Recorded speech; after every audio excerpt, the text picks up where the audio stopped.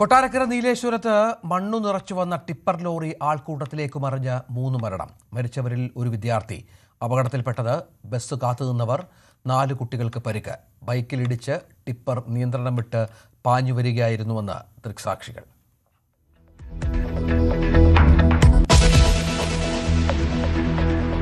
അപകടം വരുത്തിവെച്ചത് തേഞ്ഞ ടയറുമായി ഇടുങ്ങിയ റോഡിലൂടെ പാഞ്ഞ ടിപ്പർ. ഡ്രൈവർക്ക് ടിപ്പർ ഓടിക്കാനുള്ള ലൈസൻസ് ഇല്ല. അമിത വേഗമെന്ന് മന്ത്രി PC വിശ്വനാഥ്.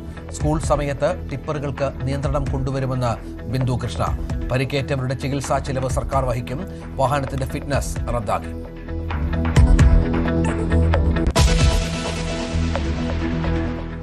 പിണറായി വിജയന്റെ നവകേരള സദസ് യാത്രയ്ക്കിടെ ഗൺമാന്മാരുടെ അക്രമം അന്വേഷണത്തിൽ അട്ടിമറി സ്ഥിരീകരിച്ച് SIT.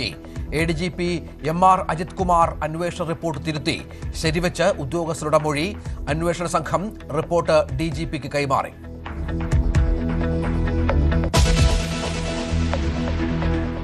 കണ്ണൂർ വാണിയപ്പാറ ഉണ്ണിയേശു പള്ളിയിലെ ദുരൂഹക്കല്ലറ ഉടൻ തുറക്കും. നടപടിക്രമങ്ങൾ പൂർത്തിയാക്കാൻ അന്വേഷണ സംഘം. 3ാമതൊരു മൃതദേഹം കൂടിയുണ്ടെന്ന് സംശയം. കൂടുതൽ പേരെ പോലീസ് ചോദ്യം ചെയ്യുന്നു.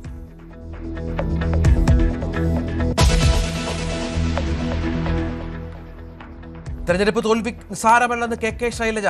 പാർട്ടി ശക്തി കേന്ദ്രങ്ങളിൽ പോലും നേരിട്ടത് വലിയ തിരിച്ചടി. നേതാക്കന്മാരുടെയും പ്രവർത്തകരുടെയും ശൈലി മാറണം. ഭാഷാ ശൈലിയും പെരുമാറ്റവും ജീവിത രീതിയും പരിശോധിക്കണമെന്നും ശൈലജ. തുറന്നു പറച്ചിൽ ചിന്തയിലെ ലേഖനത്തിൽ.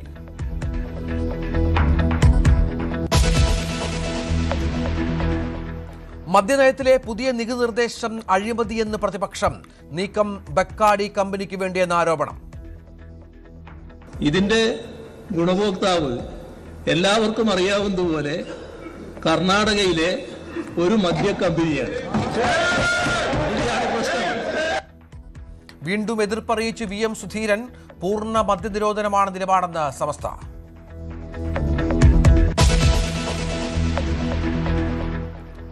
രാജ്യസഭാംഗത്തെ കാലാവധി തീർന്നതോടെ കേന്ദ്ര ന്യൂനപക്ഷ ഫിഷറീസ് സഹമന്ത്രി ജോർജ് കുര്യൻ രാജിവെച്ചു.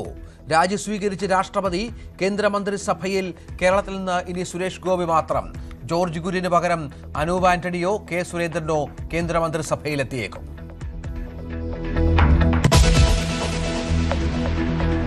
അയോധ്യ ക്ഷേത്രത്തിലെ ക്രമക്കേടിൽ റിപ്പോർട്ട് തേടി പ്രധാനമന്ത്രി. UP സർക്കാർ വിശദീകരിക്കണം.